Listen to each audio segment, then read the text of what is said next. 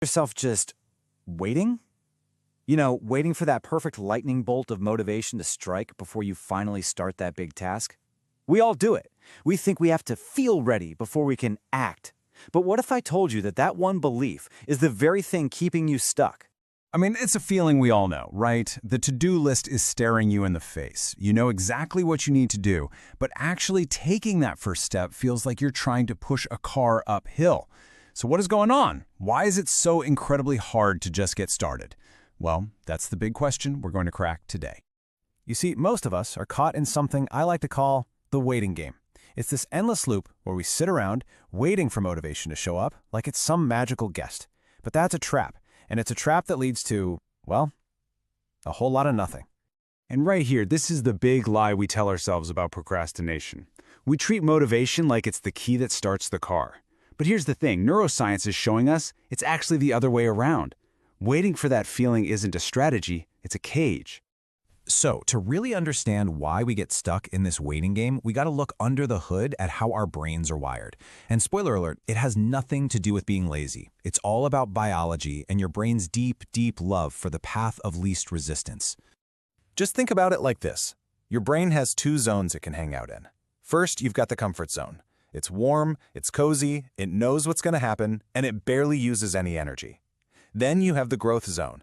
That's where all the new, uncertain, and kind of difficult stuff happens. Now, your brain is built for one thing above all else: efficiency. So which zone do you think it's going to pick by default? Exactly. Starting something new literally forces your brain out of its comfort zone, and its first instinct is to hit the brakes. Okay, but here's the good news. And trust me, it is really good news. Your brain's default programming, it's not permanent. It's not set in stone.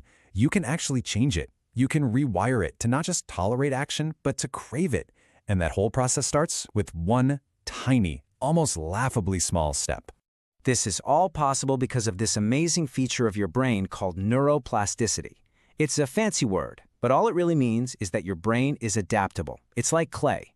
The things you do and the actions you take physically change the wiring inside your head. So you're not stuck with the brain you have right now. You're literally the architect of the brain you'll have tomorrow. So, how do we tap into this superpower? How do we become the architect? It all boils down to one simple idea: the first step.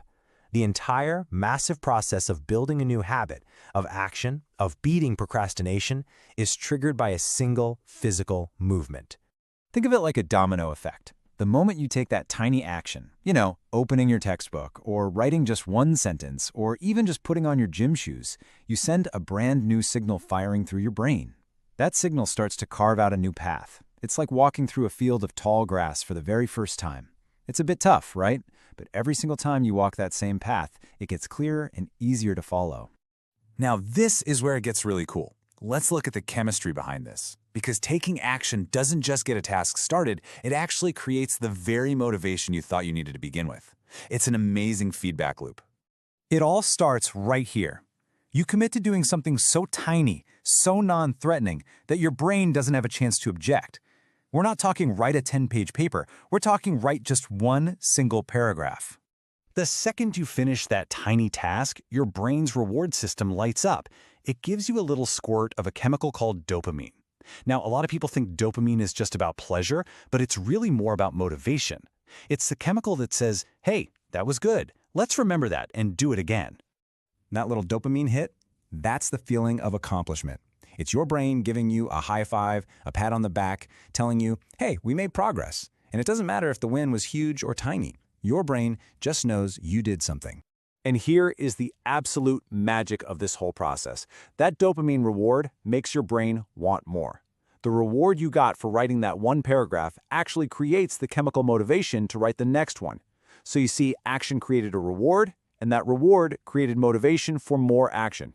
You've just kicked off a self-sustaining cycle of getting things done. All right, so we've covered the theory. Now it's time to put this into practice. I want to give you a simple, concrete challenge that you can do, like right after this is over, to start this rewiring process in your own life. So think about it for a second. Right now, don't make it complicated. What's one thing you've been putting off? Is it studying for a test? Cleaning that one messy room? Maybe a project at work? Just pick one thing.